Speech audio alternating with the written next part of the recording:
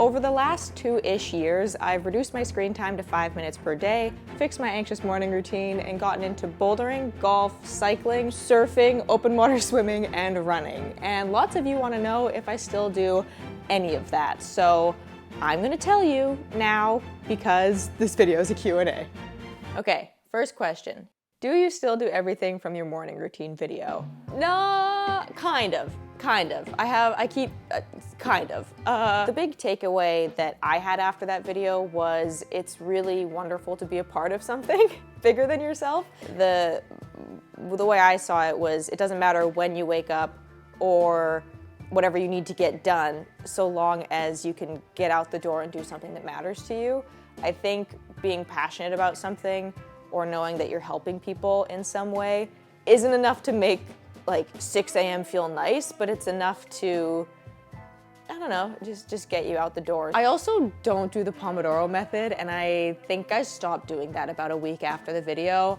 I actually, editing's my flow state. I love to edit even when, a video or a script is still a diamond in the rough and it sucks and I want to throw my computer against a wall. I still think it's a fun process to just sit with it and get through it, and it makes it more rewarding. So I didn't like the Pomodoro of 25 on, 5 off, all day, because it just felt like I couldn't get a flow state. The morning routine that I have been doing lately is actually inspired by a podcast that I listened to about habit formation. I'll link it somewhere. And they said for morning routines, one should strive for the acronym ARC, A-R-C. The first one is anticipation. So even have a quick thought to yourself of what are you looking forward to that day. It can be something as simple as making a really good matcha, which is something that I look forward to a lot, or seeing a family member or your presentation at work or whatever. It's just having a moment to think about what you're excited for that day. R is relax, and the expert mentioned that it could be reading for a bit, or if you don't have any time at all, it's taking 10 seconds to do a couple deep breaths in the shower. Just have a moment to chill and settle in your life for that day. And C was connection. And I really like that because he said it was either connecting with yourself, so maybe a quick little journal or a quick thought, or it could be connecting with the barista that you buy your coffee from, or smile at someone in the lobby of your building, or whatever, because that will inspire you or encourage you to make more connections throughout the day, and connecting with people makes us all happier in general, for the most part. I'm not the expert, I'm paraphrasing. That is my current morning routine. Okay, next question. What activities from your videos are still regular parts of your routine? Which did you decide not to stick with? Right off the bat, it's worth mentioning that I go pretty hard for the 30-day challenge videos. I hope that comes through in the video, but I kind of dedicate my life to that hobby for 30 days. And unfortunately, that means a lot of my other hobbies have to be put on the back burner, which sucks because I do a 30-day challenge, I fall in love with something, and then I can't do it again for quite some time. So that part sucks, but the benefit of it is I feel like I'm learning so many new skills really quickly by doing them in these 30-day chunks. Now for each sport specifically, first one is cycling. I haven't been on my bike for a few months now, mainly because of the weather. Now that I'm past the aggressive try-hard stage of my cycling journey, I now know that biking in the rain just sucks so bad. Like, it's fine, but I have so many other hobbies that I'd be more happy to do than bike in the rain. So I still do plan on making more cycling videos. I think it's a wonderful way to adventure, and I actually think cycling is one of the biggest things that inspired I Fail Often and promoting a sense of adventure on the channel. If a friend were to reach out and invite me on a bikepacking trip or just an easy bike ride on a weekend, I'm so down. It's so much fun. And I would like to do a triathlon one day. Start with the sprint triathlon, which is the shorter version, and then maybe a full one. So I think I'll be getting on the bike soon-ish. The next activity that I got into this year was surfing. I would do it every day if I was fit enough to do it every day and if I lived near waves. But I don't, so I can't do it every day. But I would like to get back to Tofino for a week at least as soon as possible because I've never felt more free and relaxed and wonderful. Surfing's the best. So there's that answer. The next activity is swimming. Open water swimming was actually super fun. I did not get the right wetsuit for it. I didn't do any training. Again, going back to the triathlon, I can see myself getting into it. The other activity is bouldering. A lot of you have been along for my bouldering journey, and it started so great. I really fell in love with it. Truly, one of the best activities I've done, and I'm so happy that I have done it. Especially because for the first month of bouldering, I had no fear whatsoever, which was a problem in the end because now I can think back to the amount of times I did climbs that were way too hard for me, way too high, way too sloped, what have you, and I just got so lucky that I didn't fall in those situations as well. But if you see in my bouldering video, you'll know that at the end of the challenge, I fell off the top of the wall and gave myself a concussion. Now I have a very, very arguably too healthy fear of falling. I've done some work with Louis from Catalyst Climbing, and I went back to the gym and I learned how to fall. And it was such a good life lesson for me in terms of just exposure therapy, or maybe that's not it, but just, you know, you have to, if you're scared of something, you got to go back and do it and conquer your fear. And you have to learn how to fall, and falling's all part of it. And the only way you can get better is to fall and fail often. Shameless merch plug. But I want to get a V5 really bad, and I will bring it back to the channel one day when I'm not so scared.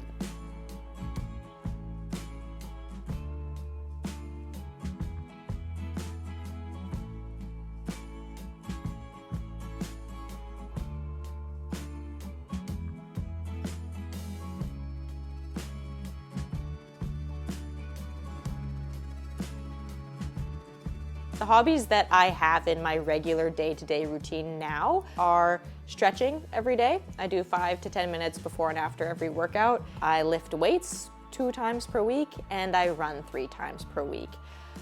And that's because I'm training for the Hypothermic Half Marathon in Edmonton, Alberta at the end of January. So for those of you who don't know Canadian geography very well, that's a very cold place and a very cold time of year. It's gonna be about minus 30 degrees and I'm gonna freeze my buns off, but it'll be an adventure. And it's my first half marathon and I'm actually really excited for it. I'm doing all this in partnership with Runna, the running coaching app. They make all of my plans for me, and also created a community space called We Run Often. And as of now, I think there's 4,100 of us in there, and all of us just share our runs and cheer each other on and ask advice. It's just been a really wonderful partnership, to be honest, and they've gotten me into running, and now, truthfully, it's one of my favorite hobbies that I have. It's the new year when this video comes out. Maybe you're still setting your New Year's resolutions. I think running's a good one. Just start really slow. Runna has some beginner training plans that you can do, which I did as well. And yeah, eventually you just get better and better, and it's really fun. So if you want to try it and be a part of our community group, you can use the link in my description to get a 2-week free trial to Runna Premium, and it'll automatically add you to the group. And don't worry, if you do not want to extend the free trial, you can still be in the group. And what's really exciting is in January, Runna and I are doing a little giveaway for you guys. So I believe the first gift is an I Feel Often t-shirt and an I Feel Often hoodie and free Runna Premium for a year. And the second giveaway is a watch, like a running tracking watch, some shoes or trainers, if I'm being Maddie, my partner manager who lives in London, and free Runna Premium for a year as well. So we're doing that giveaway over in the We Run Often group chat in January. So be sure to go sign up and be a part of it if you want any of those things. And that is all I have to say about that, I think. Next question. You cut your screen time down to 5 minutes per day, but what does your screen time look like now? I did some quick maths, and on average, I'm spending about an hour and 14 minutes on my phone per day, and that I've already removed helpful apps like Runna, Spotify, camera, compass if I need it. The big difference from how I used my phone before the YouTube challenge I did and after the challenge is before I kind of just let my phone and the algorithms dictate what I watched, and I didn't do much thinking for myself.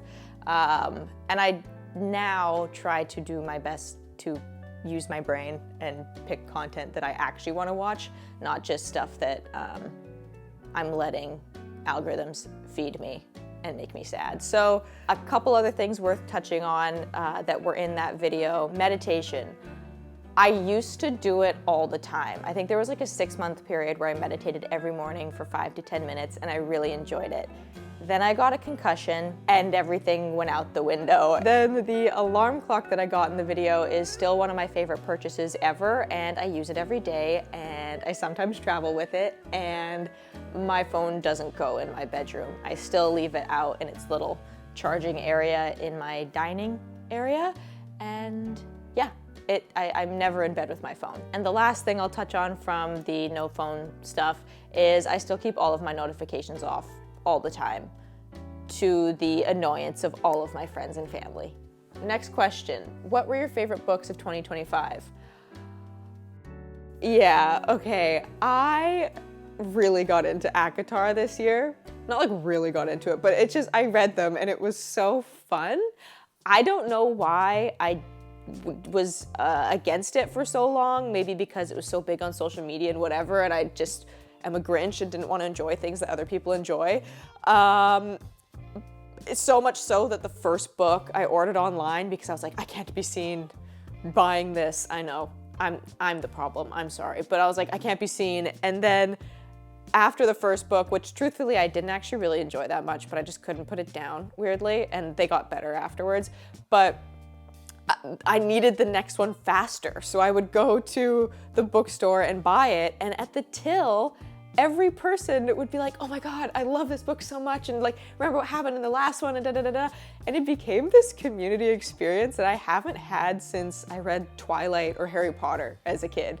And I've made so many connections from this book, you know, like it's just a really great icebreaker to be like, oh, so do you like fairy porn? And then read Fourth Wing because I actually think it's written better and has a better storyline.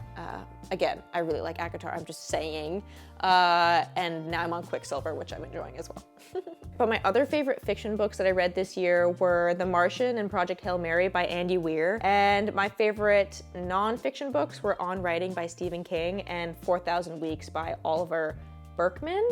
And I'll always recommend The Psychology of Money by Morgan Housel and Come As You Are by Emily Nagoski. Those are my book recommendations of 2025. Or I'm not even recommending them. I just really liked reading them, and if you want to read it, you can too. Next question. Do you have any advice on how to find so many great friends? I have learned that it is so much easier to get into a hobby on your own and meet people through that hobby than it is to wait until you meet someone that can introduce you to a hobby. I spent a couple years of my life it was hard to make friends because I always felt like I had to meet someone to get me into climbing, get me into cycling or camping. But now I have met really cool and lovely people through climbing. I invite people to go on runs with me or cycle or bike, oh my God, or bike with me. Yeah, I think that is my advice. Go out and you learn all the fun activities and you will meet people hopefully through said activities. Those are all the answers I have for you today, but I do have one question or many questions kind of for you, and that's what videos do you want to see more of in 2026? Do you want more challenge videos? If so, what kinds? Are you wanting more series? So more follow-ups on bouldering or cycling or running or whatever.